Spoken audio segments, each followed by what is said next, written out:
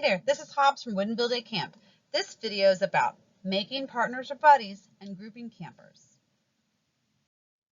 There are many benefits to getting campers to work in buddies and groups. These range from giving campers more leadership, speaking opportunities, or creating better overall group dynamics. There are three broad ways of grouping campers. Number one, we can let the campers choose who they wish to work with. Number two, the leader can make and assign the buddies or groups, or three, the groups can be randomly assigned using an activity. The first one, where the campers choose who they want to work with, can be great. This usually creates buddies between friends or school peers and can be very comfortable for children that already know each other. However, it can also leave campers out or create challenges if not everyone finds a partner easily. The second one, again, is where the leader makes or assigns the buddies or groups. This can be useful when campers are struggling at being inclusive, taking turns, or when you need to pair up campers that are possibly outgoing and shy, or maybe they're advanced or a beginner to skill, or maybe you have a mix of easygoing and not so laid back. Our third one, again, is doing it randomly. This can help with many of the same reasons as when the leaders form buddies. It can also be a great way for the group to get to know each other better, especially when the leader is also getting to know their campers. And it takes all the pressure out of the campers making their own decisions. Why should you change up partners? Regrouping kids each day in the morning or afternoon allows our campers to get to know new campers and build new relationships.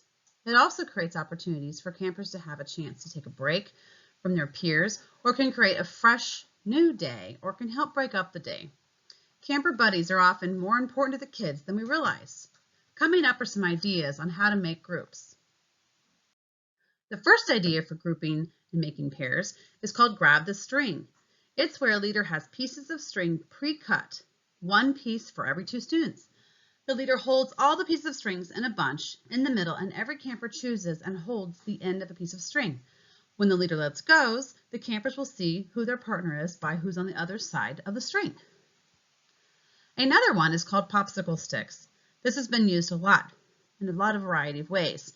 The leader has a name of each camper written on the individual stick, and the leader chooses the sticks at random to put the campers into a pair or a group. It's also a great way to rotate jobs. Another way to do this is called deck of cards. The leader pulls out enough pairs of cards so that there will be one for each camper. For example, if you have 13 kids, the leader makes 5 pairs and 1 triplet set. The leader holds the cards with the face side down and has each camper draw a card. Then the campers find their matching card partner to get into pairs or a treddy. Here's a few more examples of grouping campers into pairs or groups. One is called lengths of ribbon, where the leader has pre-cut lengths of ribbon paired up in 2 of each length, where they will grab from the leader's hand and then afterward they match up the lengths.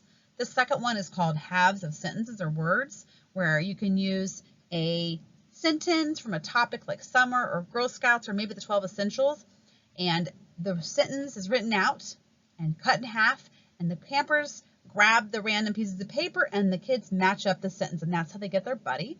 You can also do letters, where the leader prepares pieces of paper, each with the letter A, B, C, etc. on it, and they grab the papers. This can also be done with matching colored tokens, colored beads, colored pieces of paper, maybe colors of jelly beans or Skittles or another colored candy.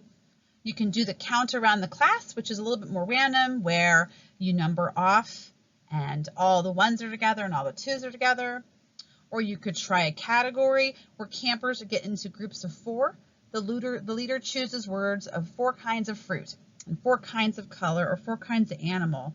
And then you write those words on a separate piece of paper, and each camper gets a word at random, and then they get grouped together with their alike animal, color, or fruit type.